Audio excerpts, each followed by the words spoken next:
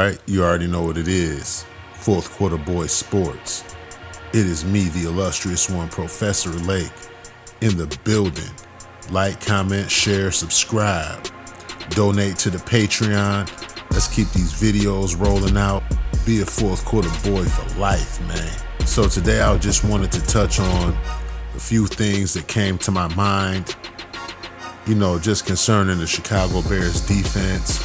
It's also been a lot of talk about how we didn't address the edge rushing position in the offseason. In my opinion, I think he did with a couple free agent signings. I also believe he addressed it in the draft as well with Noah Sewell, and I'll talk about that a little bit later.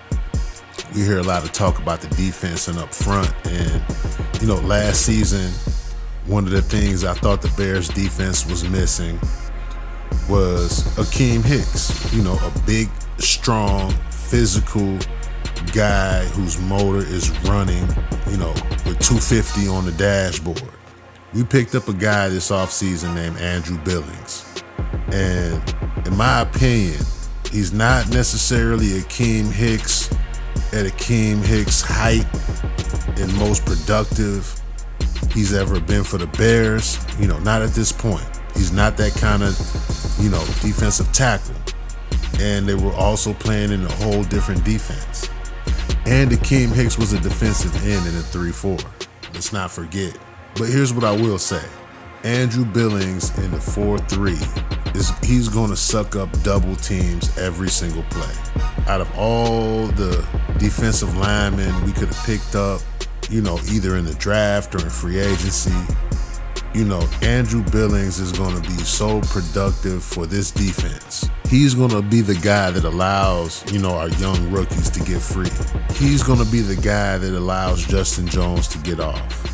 Now, some of the things I like about Andrew Billings is, his athleticism. I want to show you something that, he's pretty fast for a big guy. He's going to hustle. He's going to get downfield. You can see that right here. Look at that. Really?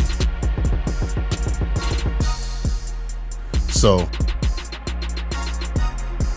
with that in mind, you also got to think about the fact that he has size and strength to take on double teams. You're not going to be able to block Andrew Billings with one man. The question is he a 3-down lineman or a first and second down lineman or first and third down lineman? I know it's going to be a rotation. I know they're going to try to get him in there because he's going to be valuable for the Bears defensive front now. He may very well be the best interior lineman the Bears have right now. Even if the Bears had drafted a guy like Jaylen Carter, he would have been playing on the side of Andrew Billings. And he would have benefited from Andrew Billings' size and strength. And I believe that's the reason why a lot of guys wanted to go and, have Ryan Poles take this chance and draft Jaylen Carter because they knew that he would play the 3. Andrew Billings would play the 1. But, at the same time, if you really look at the tape and, if you're kind of looking at these defensive linemen coming out, Javon Dexter, may be a better prospect as far as upside in regards to his character and, his dedication to the game and what he's willing to put in. Some of these guys with a lot of talent like Jaylen Carter, if they don't work at it, it's going to show up as time goes on. So that's just one of the things I was thinking about as far as the Bears defense and just listening to a lot of guys talk about, we need to go ahead and sign an edge rusher or trade for a guy to come in here and be a hired hit man on the edge. When in essence, this defense is going to be predicated on development pressure from in the middle of the line, the field, and so forth. The defensive ends are going to benefit from the double teams that Andrew Billings is going to be required to block. In my opinion, Andrew Billings is a 3-down lineman. He's definitely going to be effective in pushing the pocket back, filling up holes, and hustling, getting downfield to make tackles. The Andrew Billings signing could be the second best signing of this offseason as far as free agency goes. Now, another thing that I wanted to address was the Jaylen Johnson situation. It's not even really a situation. It is what it is. He's here. He's going to be on the Bears team. He's going to be on the roster to start out the season. But in my honest opinion, I feel like Jaylen Johnson is going to be traded. And there's a number of reasons why. One being that he's good, but he's not great. So I see him, maybe asking or, negotiating more money than Ryan Poles feels he's worth. And we all know Ryan Poles is frugal when it comes to negotiating. If Jaylen Johnson had generated more turnovers last season, if he got more interceptions, forced fumbles, or anything like that, I think he'd have an argument for, a top cornerback deal, in his free agency. I really wonder, what he's asking for. I really wonder what Jaylen Johnson expects. I already know that, there's another team out there that's going to either outbid Ryan Poles for Jaylen Johnson. Let's just put that down.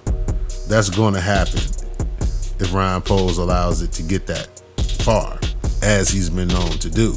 With that being said, do I believe that Ryan Poles wants to overpay for a Jaylen Johnson? No.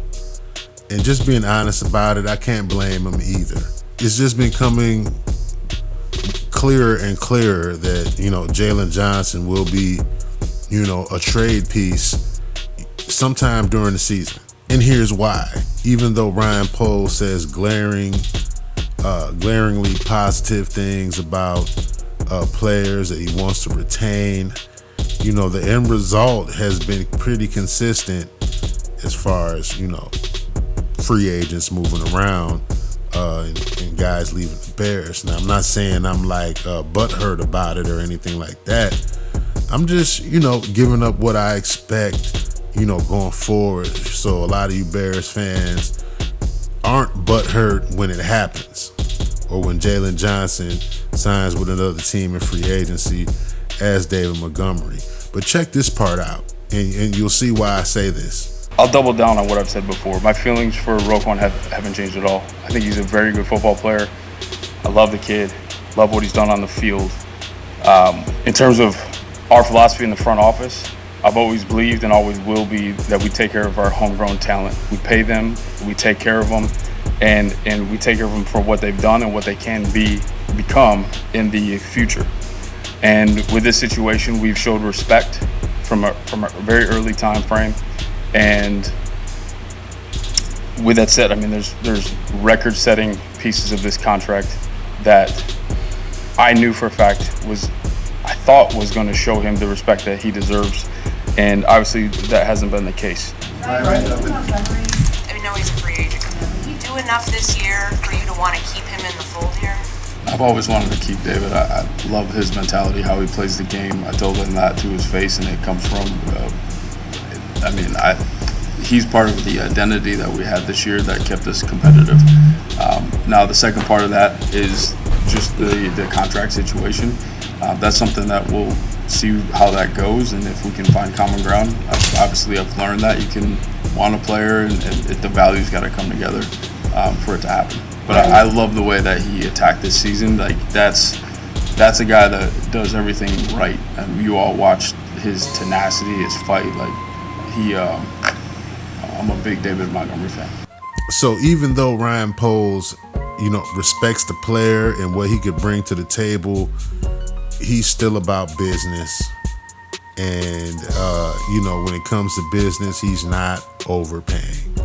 He's going to find another guy in the draft. He's going to find a project free agent that's trying to prove something. And he'd rather roll with that. Sticking to the defense, not a lot of people have been, thinking about, Eddie Jackson's injury and, when he'll be ready. And even if Ryan Poles is going to be able to extend Eddie Jackson or sign him to a new contract, That's another player on the Bears defense that I think will be departing pretty soon. Hate to be the bearer of bad news, but Ryan Poles is looking at this like, hey, that was a pretty major injury that Eddie Jackson had. That's number one. Number two, he's had some lackluster seasons. He's had that one big season with the interceptions and the turnovers and, making it to the Pro Bowl and all of that. But since that season, the numbers haven't been, great as far as interceptions, as far as turnovers. We've seen him get beat a couple times. We've seen a season of bad tackling. So he definitely has some checks on his deficiency category. And don't think that Ryan Poles doesn't see that. And he will adjust accordingly. And, just in my opinion, I just don't think Eddie Jackson is going to be around after this next season. Now, some good news, we got a rookie, Noah Sewell, and getting back to the pass rush game, I really believe that Noah Sewell, even though he played linebacker at the University of Oregon, I think with the Bears, they're going to find a guy that's going to have a nose for the football in blitz packages. I think they're going to train him up as a pass rusher as well, to throw him out there on the edge. Noah Sewell's a football player, and I think they were able to see that in the tape and see some attributes that they really think they could bring to the Bears organization and the defense, to really use in critical situations, or just, see how far he can develop into a more consistent player, somebody who could be more consistently used in that defense. A lot of people thought he would be Jack Sanborn's replacement, but I think those are two different type of players. Both players have really good instincts and a nose for the football. I just think that me being, a Bears fan, I would love to see a situation, where all of my favorite players were on the field at the same time, causing a train collision on the quarterback. But with all of that in mind, that's it. It's just some things that were on my mind regarding the Bears. Let me know what you think. It's Fourth Quarter Boyz Sports. I'm the illustrious one, Professor Lake, in the building. Like, comment, share, subscribe. Be a Fourth Quarter Boy for life. Hit me up on the Patreon. Donate to the channel. Let's keep these videos rolling out. Be a Fourth Quarter Boy for life, man. I'm out. Nothing in life is free, Brad. Support the channel. Be a Fourth Quarter Boy for life. And subscribe to the Patreon. The link is in the description box below. Cardio. Double down, Debs and gents. The wait is over. With no further ado, the most magnificent imperial authority of the film room, the illustrious visionary of X's and O's, your host, Professor Lake.